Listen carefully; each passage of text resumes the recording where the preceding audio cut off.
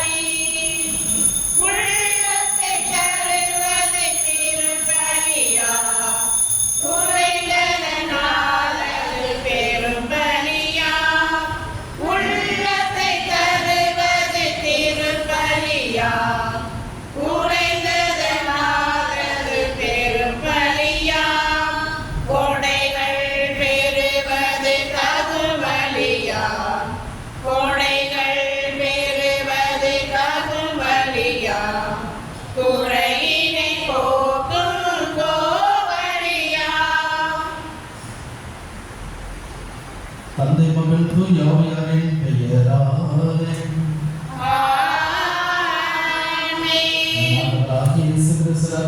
கடவுளின் அன்பும் தூய ஆவியாரின் அன்பும் உங்கள் அனைவரோடும் இருப்பதாக.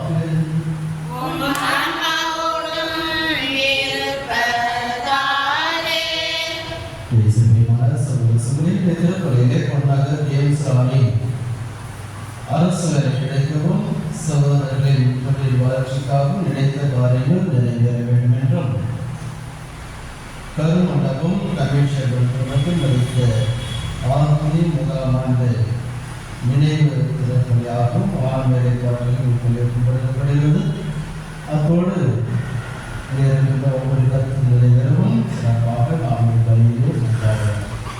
இந்த தெய்வீக பணியிலே தகுதியான உள்ளத்தோடு நாம் பங்கேற்று ஆணுடைய பரிமையும் இறக்கத்தையும் பெற்றுக்கொள்ள தனியாக இருக்கிற நாம் செய்த இதற்கு எதிராக செய்த குற்றக்குறைகளையும் நமக்கு எதிராக நாம் செய்த குற்றக்குறைகளையும் செய்ய தவறிய கடமைகளை செய்ய தவறிய காரியங்களை நினைத்து பார்த்த இடத்தில் மனவந்தி மன்னிப்பு கேட்போம்.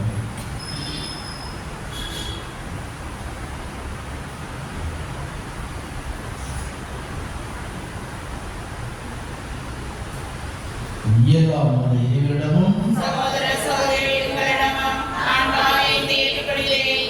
ஏனெனில் என் சிந்தனையாலும் சொல்லாலும் செயலாலும் அனைவரையாலும் பாவங்கள் பல செய்தேன்.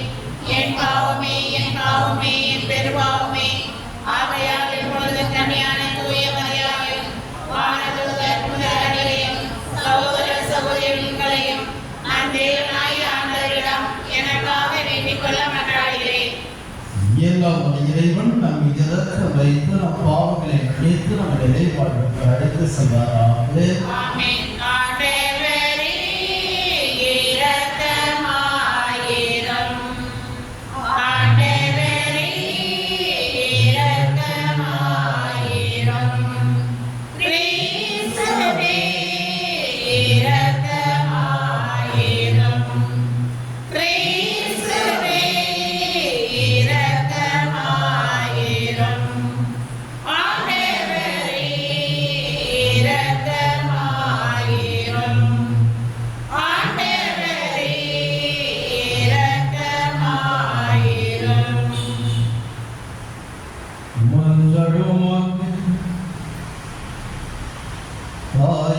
தந்தையுமான இறைவா, ஒரே திருமகன் ஏகது மனித உடலின் தன்மையில் தோன்றினார். எவ்வாறு தோற்றத்தில் எங்களை கொண்டு இருக்குமோ அவரை நாங்கள் கண்கொணர்ந்து அவர் வழியாக அகத்தில் மாற்றம் பெற தகுதி அடைவிட எங்களுக்கு அருள் புரிவீராக. உம்மோடு தூயாவியார் ஒன்றே இறைவனாக என்றென்றும் வாழ்ந்து ஆட்சி செய்கின்ற அவர் வழியாக உண்மை மன்றாடுகின்றோம்.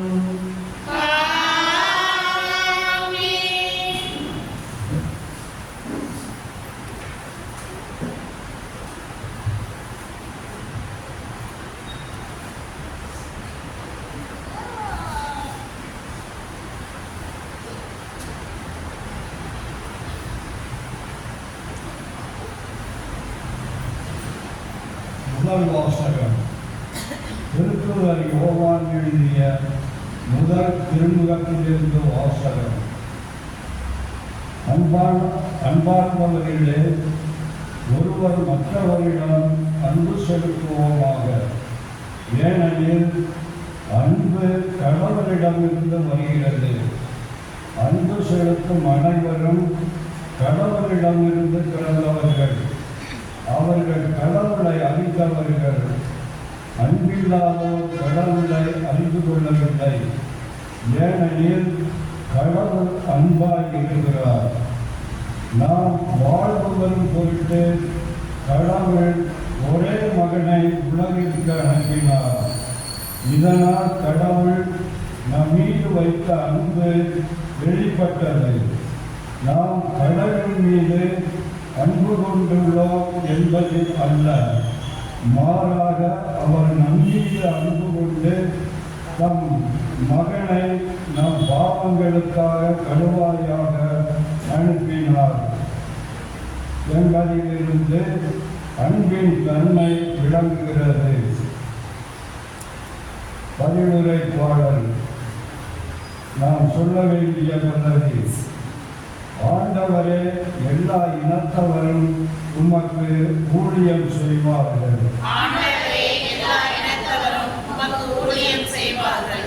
கடவுளே, அரசருக்கு உமது நீதி தீர்ப்பை வழங்கும் ஆற்றலை அடையும். அரச மைந்தரிடம் உமது நீதி விளங்கச் செய்யும். அவர் உம் மக்களை நீதியோடு ஆழ்வாராக. உம்முடையவரான எளியோருக்கு நீதி தீர்ப்பு வழங்குவாராக. பல்லவி.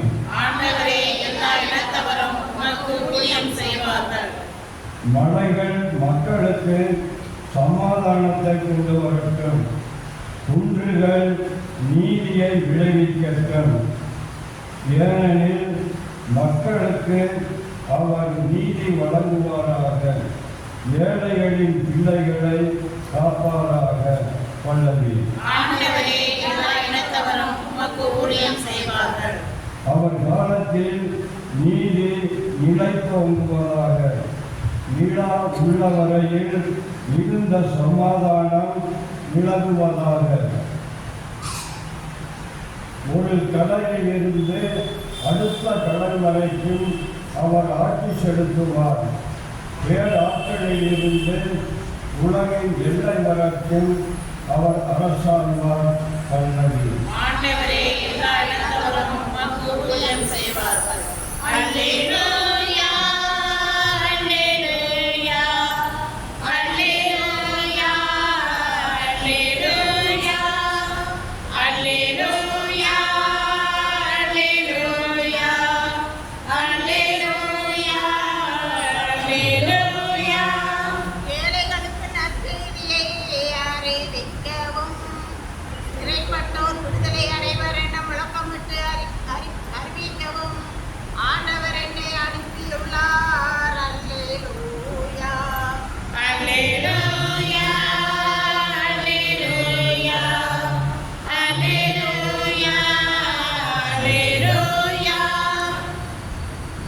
ஆண்டவர்களோடு இருப்பாராக.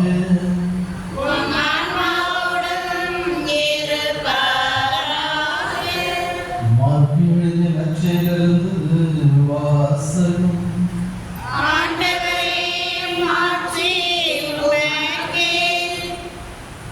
இயல் 6 இறைசொற்கள் 34 முதல் 44.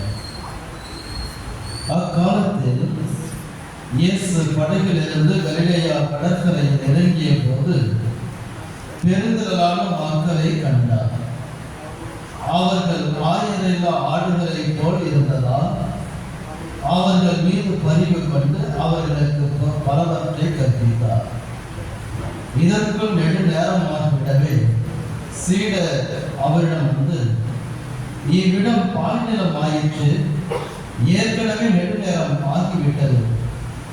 சுற்றிலும் உள்ள பட்டிகளுக்கும் ஊர்களுக்கும் சென்று உண்பதற்கு ஏதாவது அவர்களே வாங்கிக் கொள்ளுமாறு நீர் மக்களை அனுப்பிவிடும் என்றனர். அவர் அவர்களிடம், அவர்களுக்கு உணவு கொடுங்கள் என்று பதிலளித்தார். அவர்கள், நாங்கள் போய் 200 கிணறை தெரிந்து அப்பம் வாங்கி இவர்களுக்கு என்ன கொடுக்க வேண்டும் என்கிறா என்று கேட்டார். அப்பொழுது அவர், உங்களிடம் எத்தனை அப்பங்கள் இருக்கின்றன, போய் பாருங்கள் என்று கூற, அவர்கள் பார்த்துவிட்டு 5 அப்பங்களும் 2 மீன்களும் உள்ளன என்றார்கள். அவர் எல்லாரையும் பசும்புல் தரையில் அமர செய்யும்படி சீடர்களை பணித்தார். மக்கள் 100 பேராகவும் 50 பேராகவும் வரிசையாய் அமர்ந்தனர். அவர் அந்த 5 அப்பங்களையும் 2 மீன்களையும் எடுத்து வானத்தை அண்ணாந்து பார்த்து கடவுளை போற்றி அப்பங்களை பெற்று அவர்களுக்கு பரிமாறுவதற்காக தம் சீடரிடம் கொடுத்தார். அவ்வாறு அந்த 2 மீன்களையும் எல்லோருக்கும் பகிர்ந்தளித்தார். அனைவரும் வயிறார உண்டனர். பின் எஞ்சிய அப்பத்துண்டுகளையும் மீன் துண்டுகளையும் 12 கூடைகள் நிறைய எடுத்தனர். அப்பம் உண்ட ஆண்களின் தொகை 5000.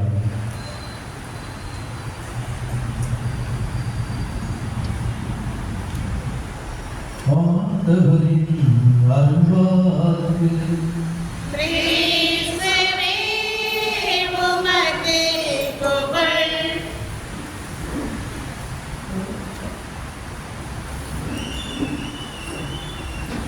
அவர்கள் ஆயிரில்லா ஆடுகளை போல இருந்ததால் அவர்கள் மீது பரிவு கொண்டு அவர்களுக்கு பலவற்றை கற்பித்தார். சொல்ல வருடத்துடைய முதல் சந்திக்கிறேன். எனவே உங்கள் அனைவருக்கும் ஹாப்பி நியூ இயர். இந்த நாளிலே நாம் அடிக்கடி கேட்ட ஒரு பகுதி, அடிக்கடி நாமும் பகிர்ந்து கொண்ட ஒரு இறை வார்த்தையிடம் இன்னைக்கு முதல் வாசமும் 2ஆம் வாசமும் நாம் இருக்கிறதை பார்க்கின்றோம். அன்புக்குரியவர்களே, இன்று பரிவை பற்றி பேசுகிறது. நம்முடைய வாழ்க்கையிலே பார்க்கும் பொழுது மனிதனுக்கு தான் கடவுள் எல்லாவற்றையும் படைத்தார். கடவுள் 5 நாள்ல படைப்புகள் அனைத்தையும் படைத்து 6ஆம் நாள் மனிதனை படைத்து அவனுடைய கைகளிலே எல்லா படைப்புகளையும் உயிரினங்களையும் அவர்களுக்கு எல்லாவற்றையும் கொடுத்தார். ஆனால் அதை அதிகமாக பயன்படுத்துறது யார் என்றால் மனிதன் தான். மற்ற தாவரங்களோ உயிரினங்களோ விலங்குகளோ பயன்படுத்துவதை விட எல்லாவற்றையும் ஆண்டு அனுபவிக்கிற ஒரே ஜீவன் யார் அப்படின்னா நம்ம மனித ஜீவன் தான், மனிதர்கள் தான். அதே சமயத்தில் வித்தியாசமாக மனிதனை படைத்திருக்கிறார். என்ன படைத்திருக்கிறார் என்றால், ஒரு அறிவு, எத்தனை அறிவு மனிதனுக்கு? 6 அறிவு படைத்த மனிதன் சொல்லுவாங்க. அது 6வது. அதே போல நம்முடைய இறையன்பு அவர் சொல்லுவார். 7ஆம் அறிவு ஒரு புத்தகம் எழுதிப்பார். மனிதனுக்கு 7ஆம் அறிவு என்று சொல்லி அதுக்கு ஒரு படமும் வந்து 7ஆம் அறிவு என்று ஒரு திரைப்படமும் வந்திருக்கிறதை பார்க்கிறோம். எனவே மனிதனுக்கு அந்த பகுத்தறியும், அதுதான் அந்த கடைசியாக நம்மளுக்கு தெரிந்து கொடுத்து பகுத்தறியும் அறிவை நமக்கு கொடுத்திருக்கின்றார். எனவே இத்தகைய சூழ்நிலையில் இந்த பகுத்தறிவுனா எது நல்லது எது கெட்டது என்பதை அறிந்து, எது மனிதனுக்கு நல்லது என்பதை அறிந்து தெரிந்து புரிந்து செயல்படக்கூடிய ஒரு நிலையில் இருப்போம் தான் மனிதனாக இருக்கின்றார். மற்ற உயிரினங்கள் எல்லாம் 5 அறிவு 3 அறிவு என்று குறைவுள்ளதாக சிந்தித்து செயல்படக்கூடிய அந்த ஒரு ஆற்றல் இல்லை. அதனால்தான் நம்மளை பார்க்க சில பேர் குறைவுள்ளவர்களாக, அறிவு குறைவுள்ளவராக, சிந்திக்க முடியாதவர்களாக, நோயினால் பிறப்பிலே இருப்பார்கள், மற்ற காரியங்கள் அவர்களால் மனிதனுக்குரிய அந்த காரியங்களை செய்ய முடியாதவர்களாக இருப்பவர்களை பார்க்கிறோம்.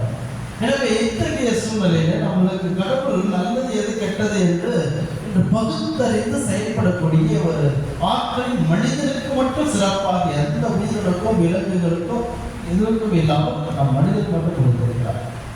எனவே அதை வைத்து நாம் என்ன செய்ய வேண்டும் என்றால்,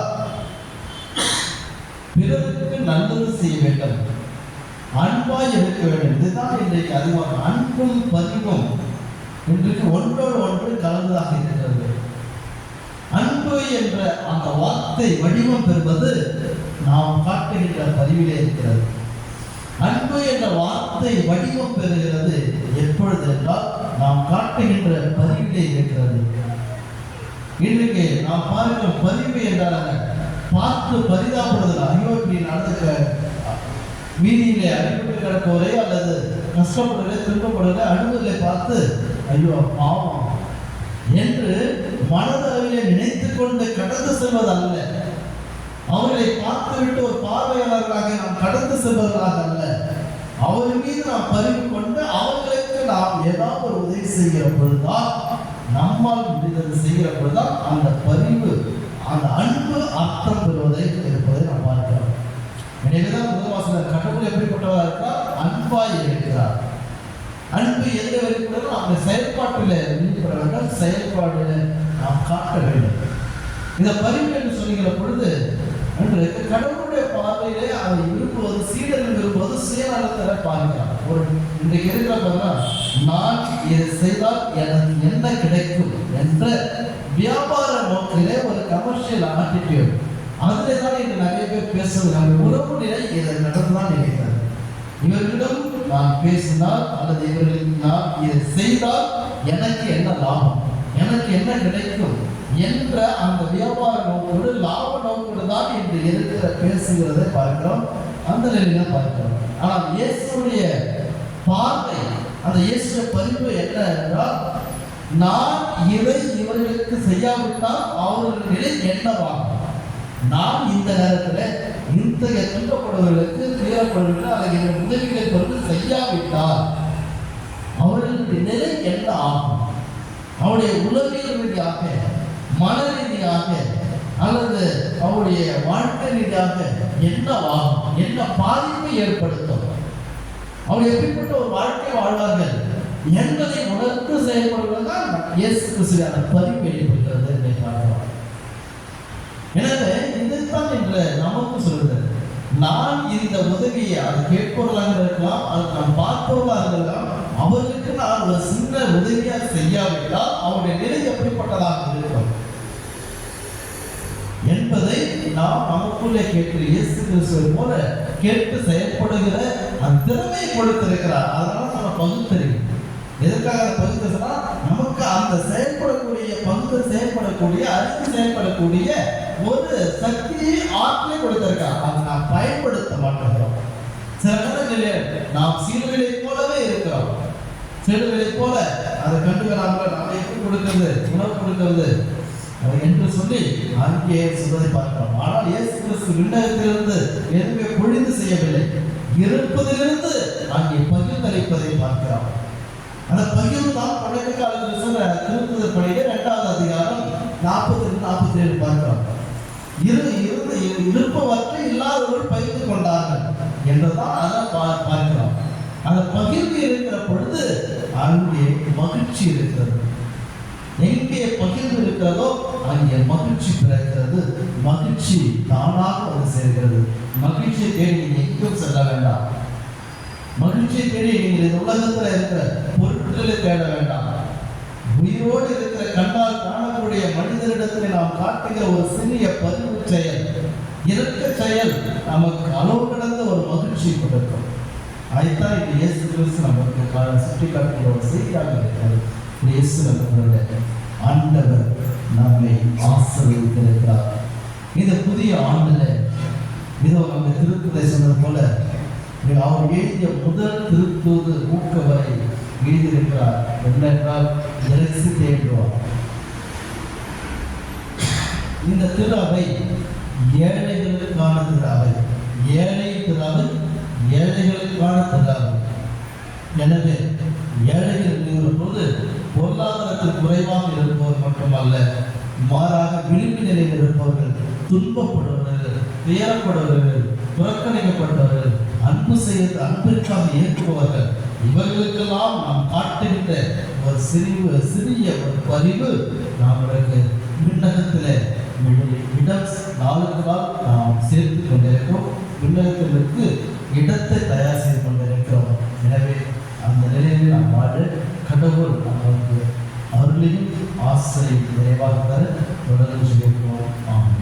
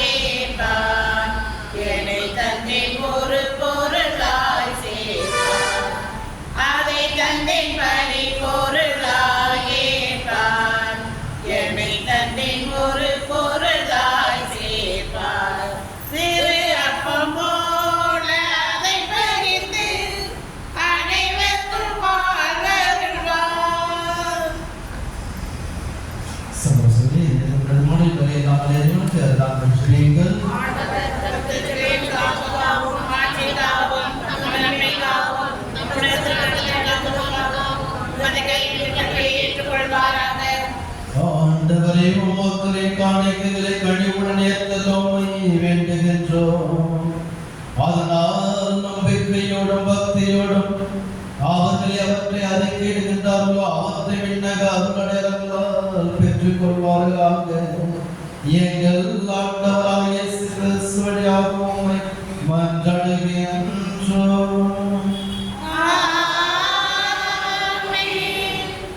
ஆண்டவர் உங்களோடு இருப்பாராக.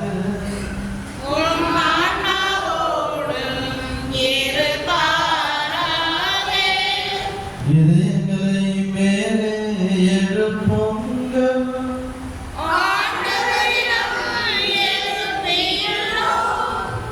நம் இறைவனாகிய ஆண்டவருக்கு நன்றி கூறுவோம்.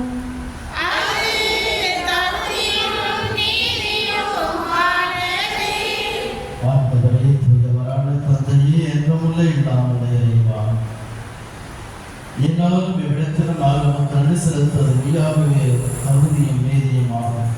எங்கள் கடமையும் மீட்புக்குரிய செயலுமாகும். ஏனெனில் பிற இடத்தாருக்கு ஒளியாக கிறிஸ்துவின் எமது மீட்பின் மறைப்பொருளை இன்று வெளிப்படுத்தியது.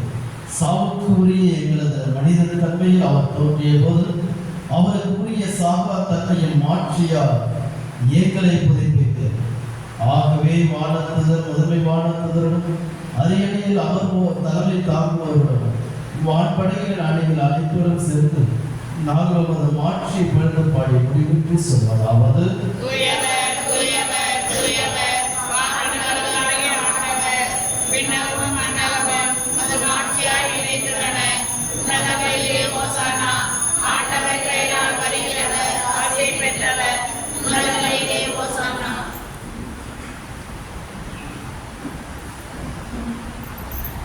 ஆண்டவரே, மெய்யாகவே இடத்தில் நடத்திக்கு மாற்றும். ஆகவே உடைய ஆவியை விடுத்து இக்காரியங்களை எதிர்ப்படுத்த வேண்டுகின்றோம். இவ்வாறு ஆண்டவர் இயேசு கிறிஸ்துவின் உடலும் ரத்தமாக விலகவே மாறுவாங்க. அவர் பாடுபட உலகணிந்து தம்மை நினைத்த போது அப்பத்தை எடுத்து நன்றி செலுத்தி அதை விட்டு தம் சிலருக்கு அளித்தவர்களுடையதாவது: அனைவரும் இதிலிருந்து பெற்று கொள்ளுங்கள். ஏனெனில் இது உங்களுக்காக கையளிக்கப்படும் என் உடல்.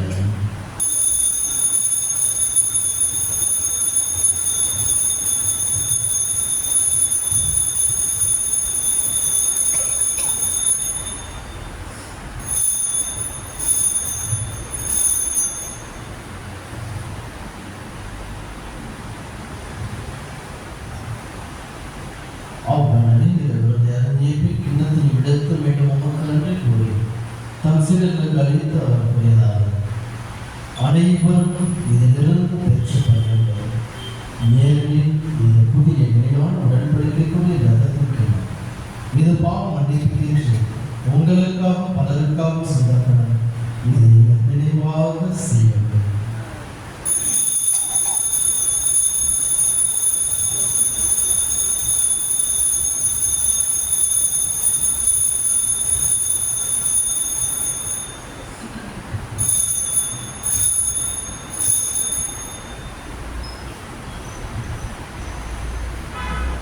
நம்பிக்கையின் மாலை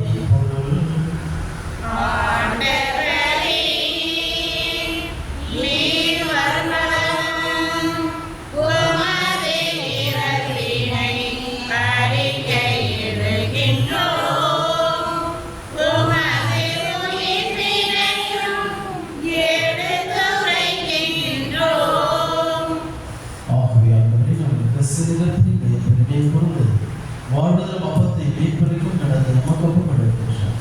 உன் திருமண நினைவு ஊழியப்படியே தகுந்தவர்களை ஏற்றுக்கொள்ள நமக்கு அடிச்சு வைக்கின்றார். மேலும் கிறிஸ்திய உடலிலும் ரத்தத்திலும் பங்கு கொள்ள வைக்கிற தூய ஆவியார் சிறப்பு கவனமாக தாழ்வு கொண்டாடுகின்றார். ஆண்டவரே, உலகிற்கும் பரவி இருக்கும் போது அவை நினைவுதான் எங்கள் திருத்தந்தை நீயும் எங்கள் ஆயர் ஆரோக்கியராஜ் எல்லா பிறகு அனைவருடன் வந்து அவை அன்பு நடைபெற செய்யலாம். தந்தையே, இன்று திருப்பலை கருத்தாரை ஆசிரியர்களும் அவர்களை கொடுத்திருக்கின்ற விண்ணப்பங்களை அவர்களை ஆசிரியத்து அவற்றை நிறைவேற்றி வாழ்க்கையை வெளியேற்றுகிறார். மேலும் இந்த கூட இருக்கிற சிறுவர் சிறுவர் இளைஞர் பெண்கள் மற்றும் உங்களுடைய பிள்ளைகள் ஒவ்வொருவரையும் அருந்தால் பெற்ற ஆசிரியர்களாக அவர்கள் உங்களிடத்திலே எடுத்திருக்கிற நன்மை பணிகளில் விண்ணப்ப பணிகளில் இதை கண்டிப்பாக செய்யும். அவற்றினால் வெற்றி உங்களுக்கு நிம்மதி மனதை மகிழ்ச்சி குடும்பத்தை சமாதான நோயற்ற வாழ்க்கை கிடைக்கிறார். மேலும் உயர்த்தினம் எதிர்நோக்குகள் தீர்வு கொள்ள மிக சகோதர சகோதரிகளை இரவு நாளைகள் குறிப்பாக இரு நாங்கள் நினைவுகின்ற சகோதரி இரக்கத்துடன் நினைப்பது திரும்ப கோடியில் ஏற்றுள்ளவர் அனைவரும் நடக்கிறார். கடவுள் கண்ணைத்தாயிரம் அவருடைய கணவர்கள் யோசி புனித திருத்துதர்கள் இவனுக்கு மக்குவதுவராக இருந்தார். புனித அனைவரும் நாம் நினைப்பாக பொருட்கள் தகுதி பெற்று உன் திருமகள் இயேசு கிறிஸ்துவியாக பிறந்தெடுத்து மாறவல்ல மாறுகின்றனர். இவர் வழியாக எவரோடு எல்லாம் இறைவனாகிய தந்தையே எல்லா புகழும் மாற்றி எதிரும் நமக்கு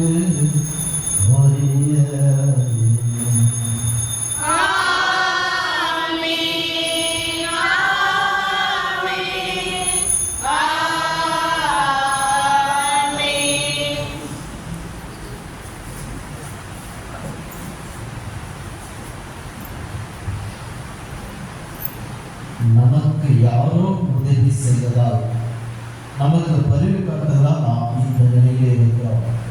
நம்மை விட இன்னும் விழிப்பு நிலையில் இருக்கிற அல்லது துன்பப்படுகிற தேவைப்படுகிற மனிதர்களுக்கு சகோதரிகளுக்கு நாம் பரிவு காட்டி இயேசை போல பரிவு காட்டி அந்த பரிவிலே நாம் மகிழ்ச்சி காணவும் நாம் புண்ணியங்கள் கேட்டுக் கொள்ளவும் வர வேண்டி இயேசு கிறிஸ்து கற்றுக் சொல்லி இருக்கிற மறித்து நாம் வாழவும்.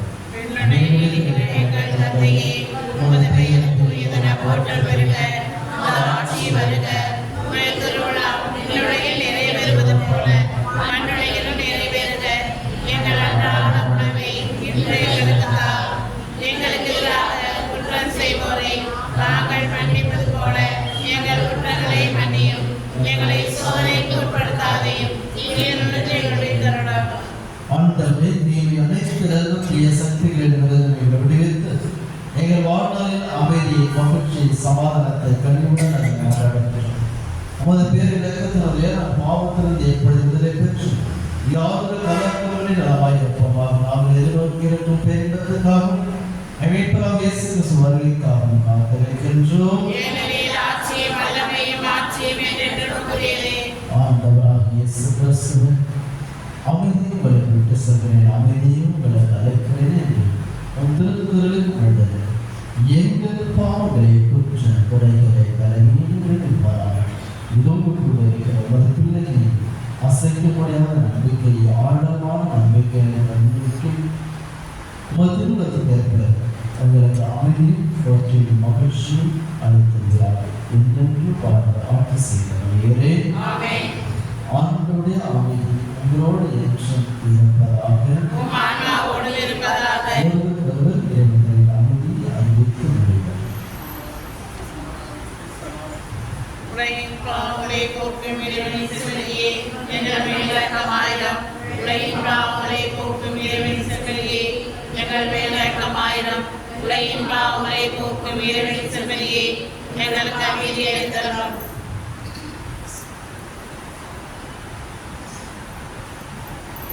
இதோ சபை, இதோ நம்மீது கொண்ட அளவற்ற அன்பால் நம்மீது கொண்ட அந்த பாசத்தால் பதிவால் விண்ணிலிருந்து மன்னகமான தெய்வம் இதோ நம்முடைய உள்ளத்தில் எழுந்துள்ளோம். நமக்கு நிறைவேறாத ஆசையை நிறைவேற்றி நம்மால் முடியாத முடித்து வைத்து நமக்கு ஆளுநரை ஏற்றுள்ள நம்பிக்கை கொடுக்கிற குடும்பம் இடத்திற்கு அழைக்கப்பட்ட நம் அனைவருடைய பேரை பெற்றோம்.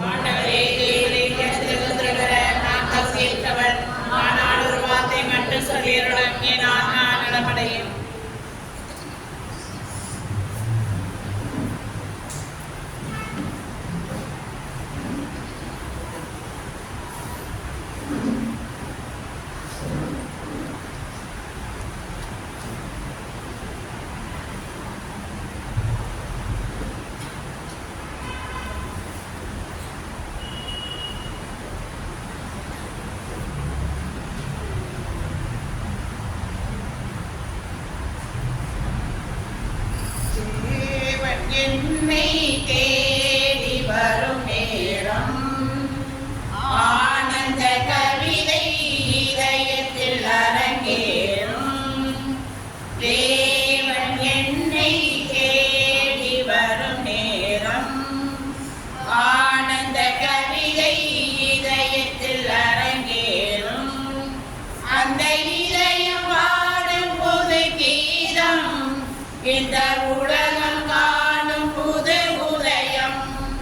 அந்த இதயம் பாடும் புது கீதம் இந்த உலகம் காணும் புது உதயம்.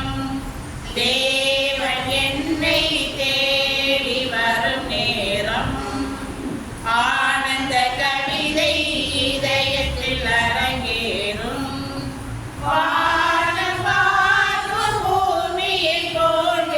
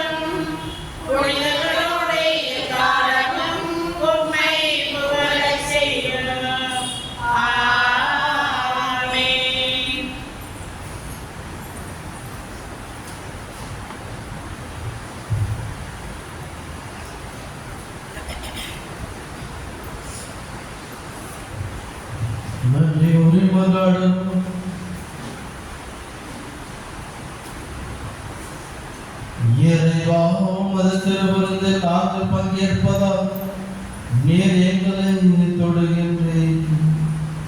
இவ்வாறு அவருடைய ஆற்றலின் விளைவி எங்கள் இதயங்கள் செயல்பட செய்து அதே கொடையினால் உமது அருள் இரக்கத்தை பெற்றுக்கொள்ளும் நாங்கள் தகுதி பெறுவோமாக.